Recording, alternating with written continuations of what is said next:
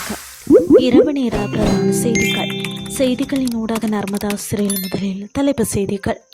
நீதிபதிகளின் ஓய்வூதிய வயதை நீடிப்பது தொடர்பில் ஜனாதிபதியுடன் சட்டத்தரணிகள் சங்கம் பேச்சுவார்த்தை.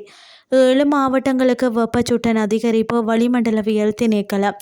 ஈரான் அமெரிக்கா இடையே மீண்டும் போர் நிறுத்தம். இனி விரிவான செய்திகள்.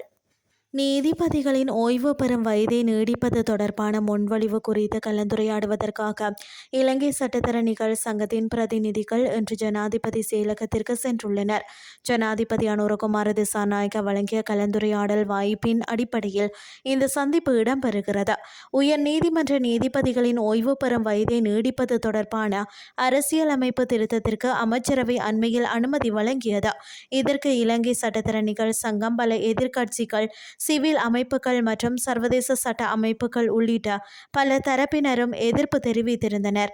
இதனை அடுத்து 22வது அரசியலமைப்பு திருத்த சட்டம் மூலம் கடந்த வெள்ளிக்கிழமை வர்த்தமானியில் வெளியிடப்பட்டது. இந்த நிலையில் நீதிபதிகளின் ஓய்வு பெறும் வயதை நீடிப்பது தொடர்பான தனது நிலைப்பாட்டை இலங்கை சட்டத்தரணிகள் சங்கம் ஜனாதிபதிக்கு எழுத்து மூலம் அறிவித்திருந்தது.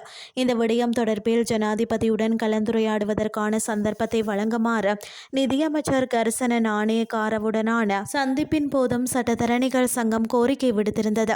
அதற்கமைய குறித்த முன்வழிவு தொடர்பில் கலந்துரையாடுவதற்காக ஜனாதிபதி அனுரகுமார திசாநாயக்க இலங்கை சட்டத்தரணிகள் சங்கத்திற்கு இந்த சந்திப்பு வாய்ப்பை வழங்கியுள்ளார்.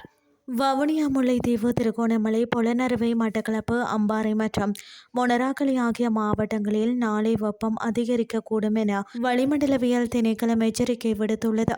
அதன்படி மனித உடலால் உணரப்படும் வெப்பத்தின் அளவு பகல் வேளையில் சில இடங்களில் எச்சரிக்கை மட்டம் வரை அதிகரிக்க வாய்ப்புள்ளதாக அந்த திணைக்களம் விடுத்துள்ள அறிக்கையில் தெரிவிக்கப்பட்டுள்ளது. எனவே பொதுமக்கள் போதிய அளவு நீரை அருந்துமாறும், முடிந்தவரை நேரடி வெயிலில் அதிக நேரம் நிற்பதை தவிர்க்குமாறும், பகல் வேளையில் வெளிப்புற செயற்பாடுகளை குறைத்து கொள்ளுமாறும் கேட்டுக்கொள்ளப்பட்டுள்ளனர். இனி வெளிநாட்டு செய்திகள். இஸ்லாமாபாத் புரிந்துணர்வு ஒப்பந்தம் ஆகஸ்ட் 17 அன்று காலாவதியாக உள்ள நிலையில் அதன் கீழ் 60 நாள் போர் நிறுத்தத்தை நீடிக்க அமெரிக்காவும் ஈரானும் ஒப்புக்கொண்டுள்ளன என பாகிஸ்தான் அரசு வட்டாரங்கள் புதன்கிழமை சர்வதேச ஊடகம் ஒன்றிடம் தெரிவித்துள்ளது. காலக்கெடுவை நீடிப்பதற்கு இரு தரப்பினரும் மத்தியஸ்தர்களிடம் தங்கள் சம்மதத்தை தெரிவித்துள்ளனர் என மத்தியஸ்த செயல்முறைக்கு நெருக்கமான ஓர் வட்டாரம் கூறியது. இருப்பினும் போர் நிறுத்த நீடிப்பு காலம் குறித்து முடிவு செய்ய இரு தரப்பினரும் செய்திகளை பரிமாறி வருகின்றனர் என்றும் அந்த வட்டாரம் மேலும் கூறியது. ஏப்ரல் மாதம் பாகிஸ்தானின் மத்தியஸ்தத்தில் அமெரிக்காவும் ஈரானும் போர் நிறுத்தத்துக்கு ஒப்புக்கொண்டன. பின்னர் ஜூன் 17 அன்று ஒரு புரிந்துணர்வு ஒப்பந்தத்தில் கையெழுத்திட்டு இறுதி ஒப்பந்தத்தை நோக்கிய பேச்சுவார்த்தைகளை தொடங்கின.